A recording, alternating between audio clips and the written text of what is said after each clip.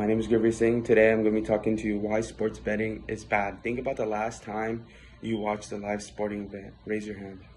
I sure do. I'm a big sports guy.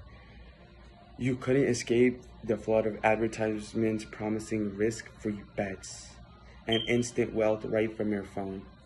This issue is growing into a massive nationwide crisis. While the multi-billion-dollar gambling industry makes these platforms as harmless entertainment, the reality behind the screen is a predatory trap.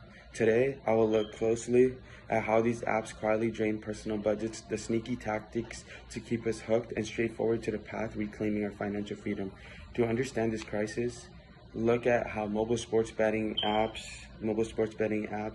ruin personal budgets, creating an everyday financial danger because small constant losses add up without the user ever noticing, which is crazy.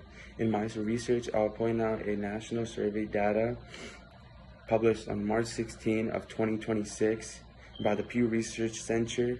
On their official website, they conducted a national survey to track shifting public attitudes towards widespread gambling platforms across America.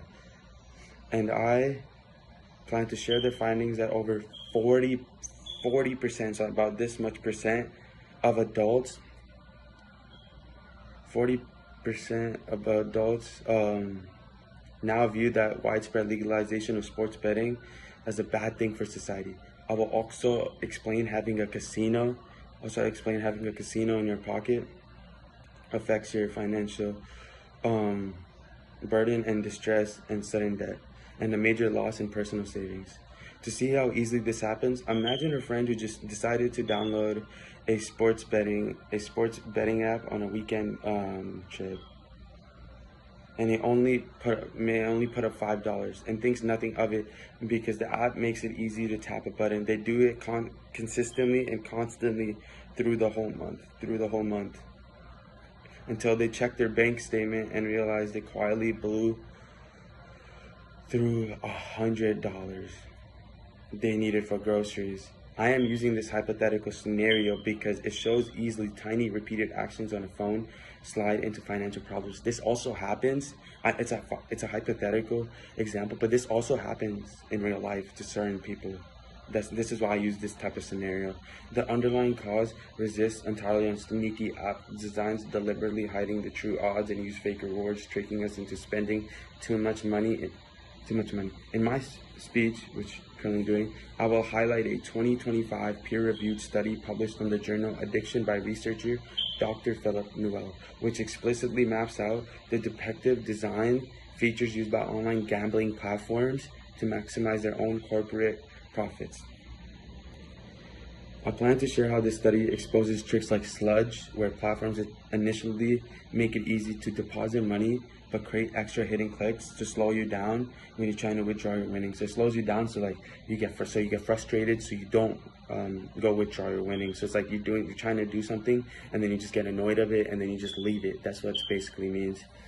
Study also found that over 70% of online gambling platforms suggest default in-game bet sizes that are initially set much higher than the minimum allowed, tricking users into overspending their budgets.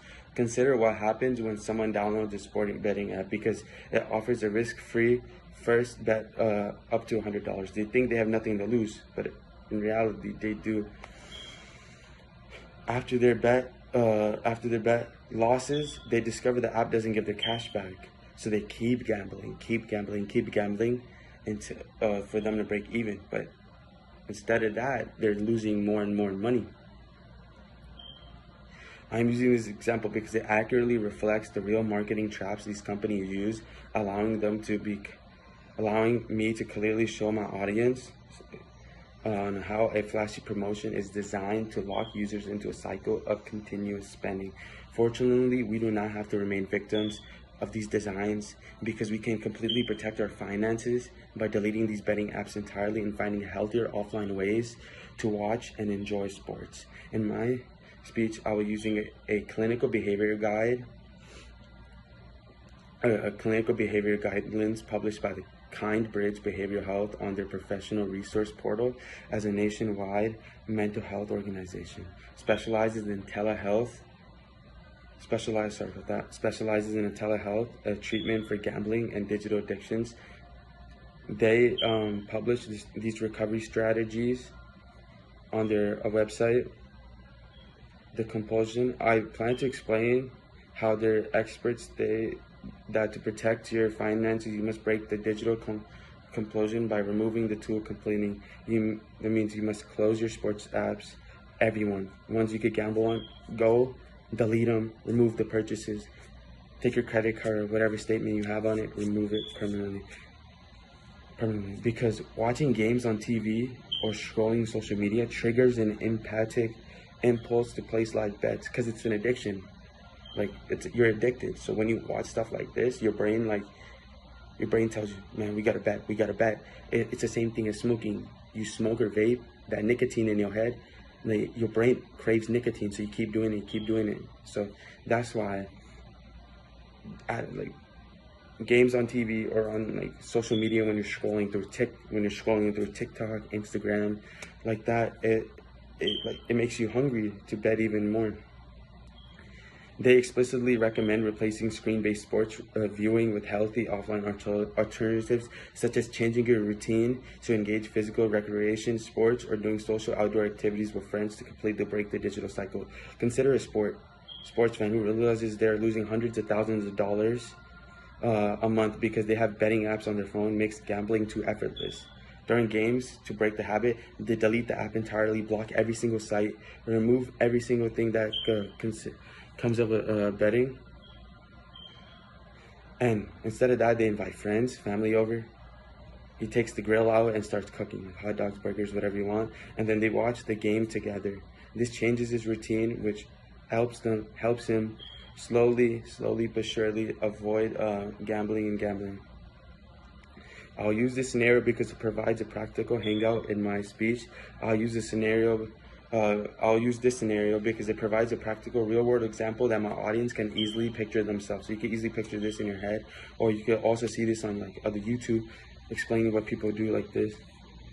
That disconnecting from a betting app does not mean you have to stop enjoying sports. It means that finding a healthier offline way to experience them. In conclusion, temporary thrill of digital wager will never be worth the long-term financial, mental damage it leaves behind. Today we looked at how small, unnoticeable losses ruin personal budgets, how predatory designs trick us into overspending, and how we can take our power back by hitting delete to protect your finances financial well-being and your peace of mind. I urge you to look past the flashy marketing and recognize the profound dangers of these gamified platforms and choose real-world stability over a digital gamble. Do not gamble, do not do this. It's highly addictive. Mental health goes out, you ruin your relationship with your family, all of that. So please, my words to you, never gamble. Thank you so much. Don't gamble, do something else, do something productive. You want to watch sports? Go buy yourself a ticket, go to a bar with your friends, go drink a beer, eat wings or something. Go out, enjoy it. Forget the betting apps. Block every betting app, block every advertisement you see. Thank you.